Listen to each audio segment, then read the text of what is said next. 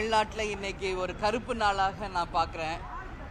ஏன்னா எல்லாரும் இன்னைக்கு சண்டே, அவங்கவுங்க வீட்டில் ரிலாக்ஸ்டாக இருக்காங்க. ஆனால் அந்த பிள்ளைங்க பிழைப்பை தேடி இன்னைக்கு வடநாட்டிலேருந்து நம்ம தமிழ்நாட்டுக்கு வந்திருக்காங்க. வந்தாரை வாழ வைக்கும் தமிழ்நாடு. இன்னைக்கு ஞாயிற்றுக்கிழமைக்கும் அந்த பொண்ணுங்கள்லாம் வேலை பார்த்துருக்குறாங்க. அமோனியாவுடைய எஃபெக்ட் ரொம்ப வீரியமாக இருக்கிறதுனால இன்னைக்கு கம்ப்ளீட்டாக கொலாப்ஸ் ஆகிருக்காங்க அந்த பசங்க. இந்த எமர்ஜென்சியோட ஹெச்ஓடி இவங்க எனக்கு கம்ப்ளீட்டாக கூட இருந்து ஒரு பேஷண்ட்டுக்கும் என்ன நடந்திருக்குன்றதை எக்ஸ்பிளைன் பண்ணாங்க. ரொம்ப ரொம்ப கிரிட்டிக்கலாக இருக்காங்க. பார்க்குறதுக்கே ரொம்ப மனசு கஷ்டமாக இருக்குது. எல்லாமே பொம்பளை பிள்ளைங்க, எல்லாமே ஒரு 18 வயசுலேருந்து ஒரு 25 வயசுக்குள்ளே தான் இருக்காங்க. அவங்க ஃபேமிலி பேக்ரவுண்ட் என்ன, அவங்களுக்கு ஆதார் கார்டு கூட இல்லைன்னு சொல்கிறாங்க மேடம். ஸோ அவங்க ஃபேமிலிக்கெல்லாம் தெரிஞ்சு அவங்க வந்து அந்த பிள்ளைகளுக்கு என்ன நடக்க போகுதுன்னு ஒன்றும் தெரியல. டாக்டர்ஸ் ஆல்சோ ரொம்ப நல்லா இங்கே கேர் எடுத்துக்கிட்டு இருக்காங்க. எல்லா டாக்டர்கிட்டையும் நான் பார்த்தேன். கார்டியாலஜிஸ்ட், பெல்மனாலஜிஸ்ட், அதே மாதிரி ஏன்னா இது வந்து கண்ணு பாதிக்குமா. ஸோ வந்து ஆப்தமாலஜிஸ்ட்டு எல்லாருமே இங்கே இருக்காங்க. மொத்த டாக்டர்ஸ் இருக்காங்க. எல்லாத்தையும் நான் பேசினேன். என்ன சுச்சுவேஷனுங்கிறது அவங்க எல்லோரும் சொன்னாங்க. உண்மையிலே அவங்க ரொம்ப ரொம்ப கிரிட்டிக்கலாக இருக்காங்கங்க. எல்லாரும் சேர்ந்து இவங்களுக்காக நம்ம ப்ரே பண்ணணும். நிச்சயமாக நான் சொல்கிறேங்க, எல்லாரும் சேர்ந்து இந்த பசங்க எல்லாரும் பொழைக்கணும்னு சொல்லி நம்ம ப்ரே பண்ணணும்.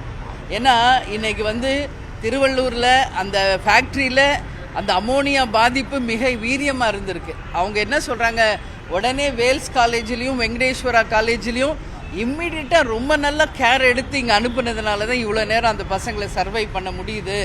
அந்த அளவு கேர் கொடுத்துருக்காங்க. நாங்களே ஃபோன் பண்ணி அந்த 2க்கும் ஹாஸ்பிட்டல்ஸ்க்கும் தேங்க் பண்ணோம். என்ன இல்லைன்னா இன்னும் ரொம்ப எமர்ஜென்சி ஆகிருக்கும் அப்படின்னு சொல்கிறாங்க. அந்த அளவு இன்றைக்கி நம்ம ராஜீவ்காந்தியில், ஸ்டான்லியில், வேல்ஸில், வெங்கடேஸ்வரா இது போன்ற பல்வேறு இடங்களில் நம்ம பேஷண்ட்ஸ் எல்லோரும் 20 பேரை அட்மிட் பண்ணியிருக்காங்க. அதில் 7 பேர் உயிர் இழந்து விட்டதாக செய்திகள் வருது. ரொம்ப ரொம்ப எனக்கு மனசு கஷ்டமாக இருக்குது. நான் வீட்டில் உட்காந்து டிவியில் பார்க்குறேன். நிஜமாக சொல்கிறேன், என்னால் அது பார்க்க முடியலைங்க. அதனாலேயே நான் நேராக கிளம்பி வந்துட்டேன். ஏன்னா எல்லா உயிரும் ஒன்று தான். கடவுளால் படைக்கப்பட்ட அனைத்து உயிர்களும் ஒன்று தான். அதனால் வடநாட்டுக்காரங்கன்றதுனால தமிழ்நாட்டுக்காரங்க வந்து பார்க்கக்கூடாதுன்னெலாம் கிடையாது. நம்மளை தமிழ்நாட்டை நம்பி வந்த உயிர்கள் நிச்சயமாக நம்ம அனைவருடைய ப்ரேயர்ஸ்னால தான் அவங்க பொழைக்க முடியுன்ற ஒரு நிலையில் இருக்காங்க. ஏன்னா கம்ப்ளீட்டாக இந்த உதடு, மூக்கு, காது எல்லாம் ப்ளீட் ஆகிட்டுருக்கு. போய் பார்த்தேன். ரொம்ப ரொம்ப மனசு கஷ்டமாக இருக்குது. இங்கே என்ன நம்ம வெளியே பார்க்குறோமோ அதுதான் லங்ஸ்லேயும் அந்த அளவு அஃபெக்ட் ஆகிருக்குன்னு எங்கள் டாக்டர்ஸ் எனக்கு எக்ஸ்பிளைன் பண்ணாங்க. ஸோ நிச்சயமாகவே இது வந்து ஒரு மிகப்பெரிய விபத்து, மிகப்பெரிய. ஏன்னா அந்த ஆலை வந்து ரொம்ப வருஷமாக நடக்குது. அங்கே இறால் பதப்படுத்தும் ஆலை. அங்கே அமோனியாவில் தான் அதை வந்து பதப்படுத்துவாங்களாம். ஆனால் மிக வீரியமான அமோனியாவில் இந்த அளவு வந்து பாதிச்சிருக்காங்க. அதனால் நிச்சயம் முதலமைச்சர் வந்து 2 லட்சம் ரூபாய் அறிவிச்சிருக்காரு. எனக்கு தெரிஞ்சு 2 லட்சம் ரூபாய் நிச்சயம் பத்தாது. ஏன்னா அவங்கெல்லாம் ஏழை குடும்பத்தை சேர்ந்தவங்க அப்படின்றது தெரியுது. பிழைப்பை தேடி தான் இங்கே வந்திருக்காங்க. ஸோ ரீகன்சிடர் பண்ணி முதலமைச்சர் அவர்கள் அவங்க குடும்பத்திற்கு குறைந்தது 5 லட்சம் ரூபாயாவது தரணும்னு சொல்லி நான் வந்து கேட்டுக்கிறேன். அவங்களுக்கு நல்ல ட்ரீட்மெண்ட் இப்போ போயிட்டுருக்கு. இந்த ட்ரீட்மெண்ட் உயர்ந்த சிகிச்சை அளிக்கணும். எல்லாம் யங் கேர்ள்ஸ், மொத்த பேரும் யங் கேர்ள்ஸாக இருக்காங்க. ஸோ அவங்க நிச்சயம் சர்வை ஆகி இதில் பொழைக்கணும்னு சொல்லி நான் பிரார்த்திச்சுக்கிறேங்க.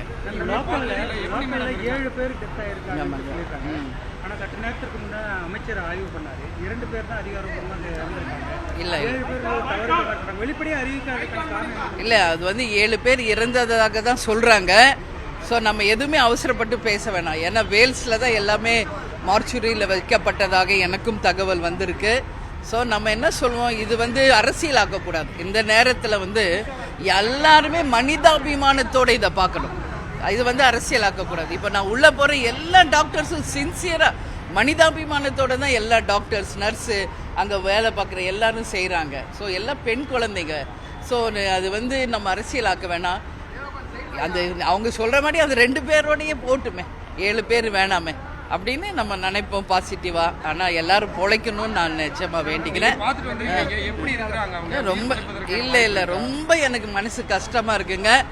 அறிகுறிகள் பார்த்தா ரொம்ப ரொம்ப அவங்க கிரிட்டிக்கலாக இருக்காங்க. இதுதான் உண்மை நிலை. பட் அவங்க என்ன சொல்கிறாங்க, ஹெச்ஓடி கூட சொல்கிறாங்க, எல்லாருமே யங் ஏஜ் இப்போ தான் 27 வயசுலேருந்து 23 வயசுக்குள்ளே இருக்கிறதுனால ஒரு 48 ஹவர்ஸ்க்கு அப்புறமா தான் எதுவுமே சொல்ல முடியும்ட்டாங்க எல்லா டாக்டர்ஸும்.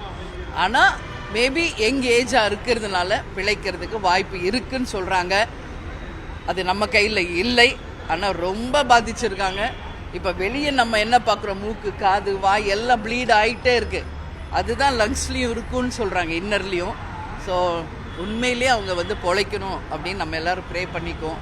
அதே மாதிரி முதலமைச்சர் அவர்களும் உடனடியாக வந்து அமைச்சர்கள் அனுப்பியிருக்காரு, ஃபண்ட்ஸ் கொடுத்துருக்காரு. அது நிச்சயம் ஒரு 5 lakhs அவங்களுக்கு கொடுத்து உயர்ந்த சிகிச்சை கொடுத்து, அவங்களுக்கு ஆதார் கார்டு கூட இல்லைங்க, அந்த பேஷண்ட்ஸுக்கு ஆதார் கார்டு கூட இல்லை. ஸோ அவங்க எல்லாம் எந்தெந்த ஃபேமிலி அப்படின்னு கண்டுபிடிச்சி அவங்களையெல்லாம் உரிய சிகிச்சை கொடுத்து நல்லபடியாக ஆக்கி அவங்க ஊர்களுக்கு பத்திரமாக திருப்பி அனுப்பணும்னு சொல்லி நான் கேட்டுக்கிறேன். நானும் ஒரு பெண் தான்.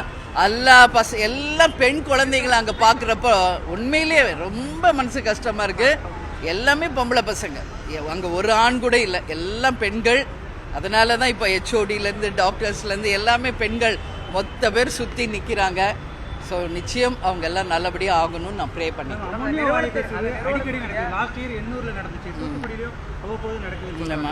மருத்துவமனைகளில் பாதிக்கப்பட்டால் சிகிச்சை அளிக்கிறதுக்கு உடனடியாக ஒரு ஃபெசிலிட்டி ஏற்படுத்தணும். இது மாதிரியான விபத்துகள் ஏற்படாமல் இருக்கிறதுக்கு என்ன நடவடிக்கை எடுக்கணும்னு நினைக்கிறீங்க? அதான் இப்போ நான் அறிக்கை கொடுத்துட்டு தான் இங்கே வந்திருக்கேன். ஸோ இது வந்து எமர்ஜென்சி. அதான் ஹெச்ஓடி சொல்கிறாங்க, அந்த எமர்ஜென்சிலையும் அவங்களுக்கு கரெக்டாக அவங்க வந்து ட்ரீட் பண்ணி தான் இங்கே அனுப்பியிருக்காங்க. இல்லைன்னா இன்னும் உயிர்கள் அதிகமாக வந்து உயிர் இழப்பு ஏற்பட்டிருக்கும். அந்த எமர்ஜென்சிலையும் கரெக்டாக அவங்களுக்கு வேல்ஸ்லேயும் சரி வெங்கடேஸ்வரரையும் நல்லா அவங்க ட்ரீட் பண்ணி தான் இங்கே அனுப்பியிருக்கிறாங்கன்னு ஹெச்ஓடி மேடம் சொல்கிறாங்க. அப்போது நிச்சயமாக அரசு தனியார் ஆஸ்பத்திரிகளும் சரி கவர்மெண்ட் ஹாஸ்பிட்டல்ஸும் சரி இந்த மாதிரி எமர்ஜென்சி வரும்போது அதிகமாக வென்டிலேட்டர்ஸும் அதிகமாக வந்து உடனே உயிரை காப்பாற்றக்கூடிய ஆக்சிஜன் சிலிண்டர்ஸ்லேருந்து எல்லாமே தயாராக வச்சுக்கணும். அமோனியா கசிவு ரொம்ப ரொம்ப ரொம்ப அதிகமான பாதிப்பை ஏற்படுத்துது. அந்த ஆலை அதிபர்கள் அந்த யாராக இருந்தாலும் நிச்சயம் தண்டனைக்குரியவர்களாகணும். இனிமேல் இது போன்ற நிகழ்வு எங்கும் நடக்கக்கூடாது. அந்த வகையில் நிச்சயமாக பாதுகாப்பை அரசு உறுதிப்படுத்தணும். எல்லா ஆலைகளிலுமே சென்று இது வந்து கண்டிப்பாக பார்க்கணும். ஒரு நிகழ்ச்சி நடக்கிறப்ப மட்டும் எல்லாரும் அதை பற்றி பேசுகிறோம், ஒரு 2 நாள் ஆனோடனே மறந்துடும். அப்படி இருக்கக்கூடாது. ஒரு சிஸ்டமேட்டிக்காக எல்லா இடத்துலையுமே ஒரு தொழிற்சாலையெல்லாம் எப்படி இருக்கணும், அதே போல் ஒரு ஹாஸ்பிட்டல்லாம் எப்படி இருக்கணுன்றத ஒரு சிஸ்டமேட்டிக்காக செய்யணும் அப்படின்றத நான் கேட்டுக்கொள்கிறேன். நன்றிங்க.